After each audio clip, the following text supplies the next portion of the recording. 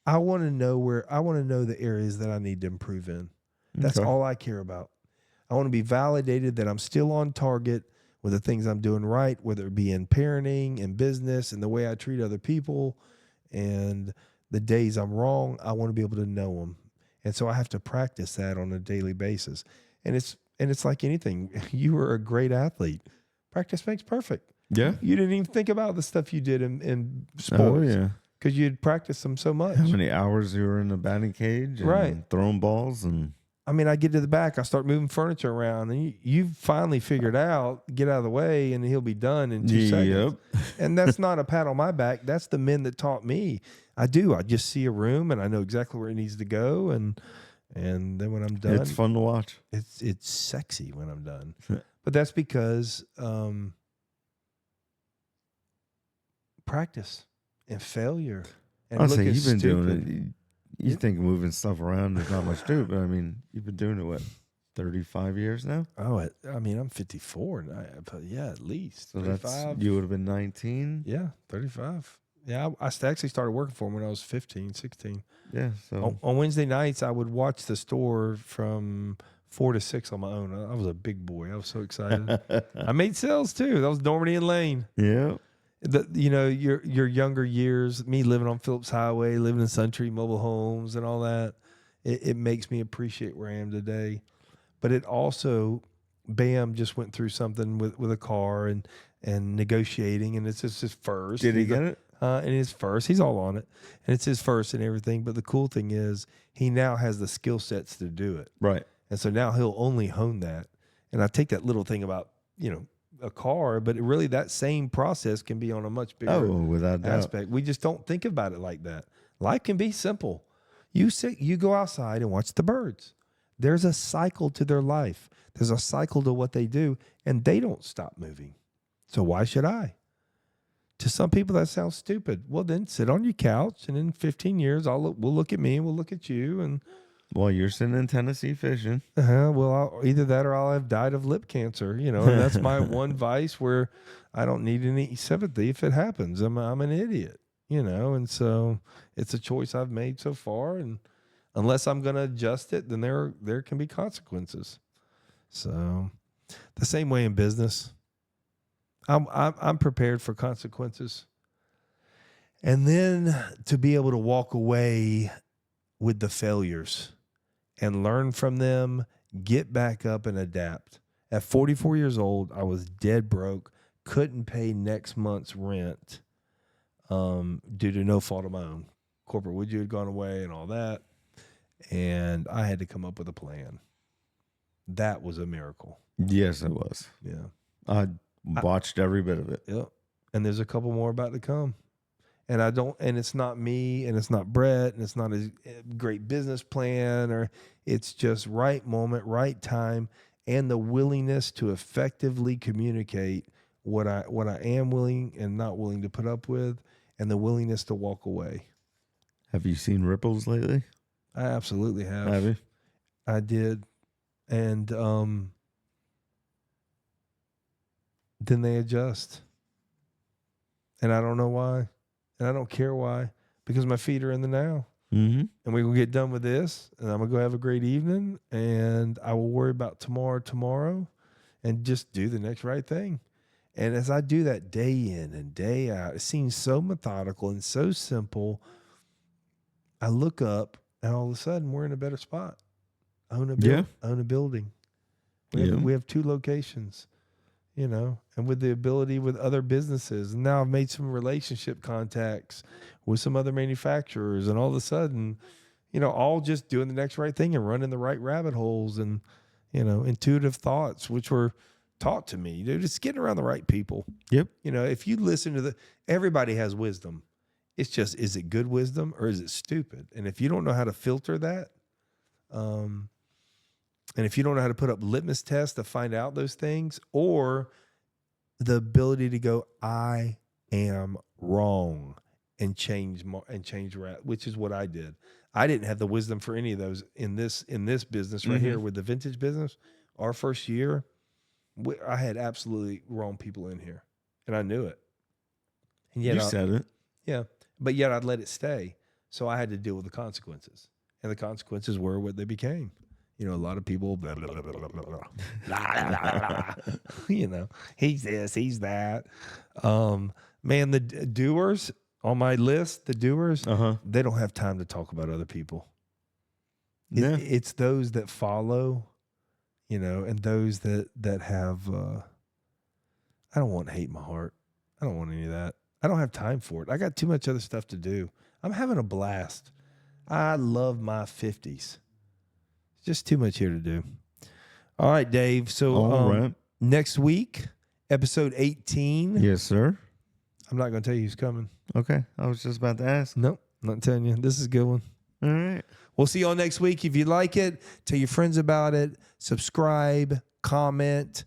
Tell me what you hate about it. I got thick skin. It's the grind. See y'all next week. Yeah, I learned to stay strong. Concrete in the dirt I was raised on. Know how to put in work. Grinding all day, you know it's game on. My skin is thick, yeah, it's tough. Running, yeah, we stay alive. Ain't gotta look nowhere else. All of this greatness inside. Health over wealth. You tell us about your sign. Yes. God